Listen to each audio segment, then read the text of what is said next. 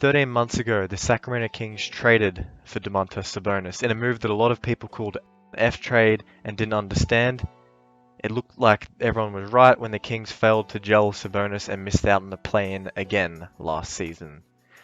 Now this season, they've embarked on their best season in living memory for some NBA fans and have been the league's feel-good story. But still, not many people are talking about the Sacramento Kings, who've broken out and are currently sitting with a 37-26 record, making them third in the West and on pace for just below 50 wins in the conference.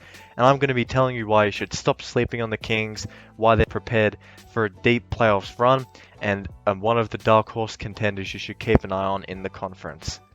Despite a crazy amount of moves in the conference, with the likes of Phoenix and the Clippers and Mavericks adding essential and formerly all-star players to their team, they've been 5-1 since the all-star break, beating some pretty good teams en route to hammering and getting closer to guaranteeing themselves a playoff spot for the first time since 2006.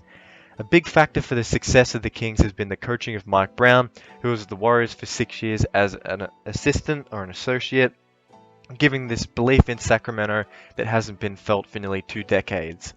He's found the balance between his crafty lead guard De'Aaron Fox, who's averaging 25.5 points and 6 assists, on pretty good efficiency, shooting 52% from the field, and made a massive stride forward from 3-point land to 33% on roughly 5 attempts per game. Now you might be wondering, well, 33%, that's below league average. But he was holding the Kings back quite a bit over the last few seasons by shooting below 30% or around 30%, like last year where he shot 29.7%. However, this improves spacing and gravity to him. You know, the defense has to be more honest with him, has helped his teammates immensely. And the formerly controversial big Domantas Sabonis has been a refreshing addition to the team, launching the ceiling of this team through the roof, and that shows in his contribution of 9.6 win shares this season already, and it means that this Kings Pacers trade has been a win-win and is exactly why you can't grade deals in the moment that they happen, giving the Kings a huge swing in their fortune and giving them some hope for the future. Himself for the season averaging 19 points per game, 12 boards and 6 assists, which would be in the top 5 for centers, I want to say.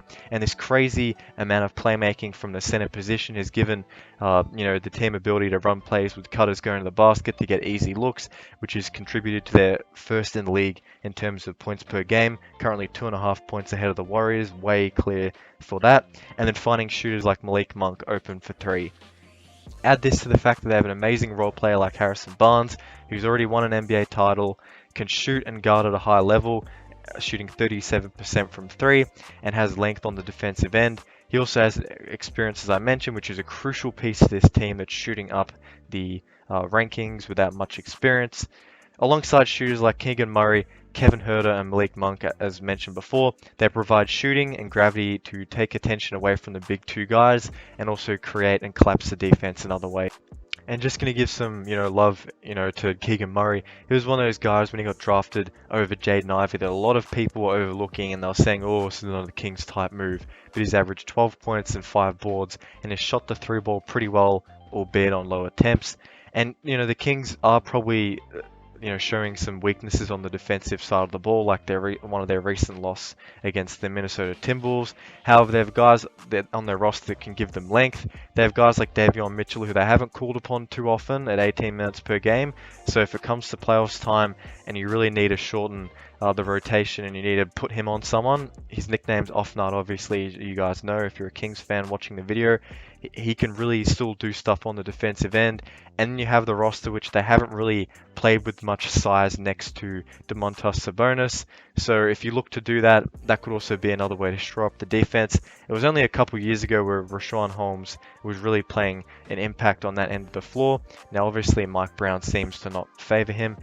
And just another thing with the Kings as well, they seem to hold up, their play style holds up, they can shoot the 3 ball.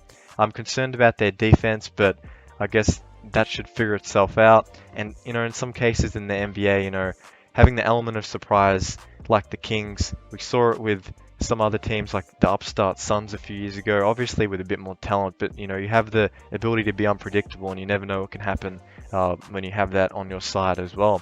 And these Kings, they're wanting to light the beam, they have a lot of belief in themselves, So I think that they're definitely a contender, not just to make it to the playoffs, but to potentially win a first round series and take a second round series to the brink. Tell me how you think this season will end and the playoffs will go. And until next time, peace out. Thanks for watching.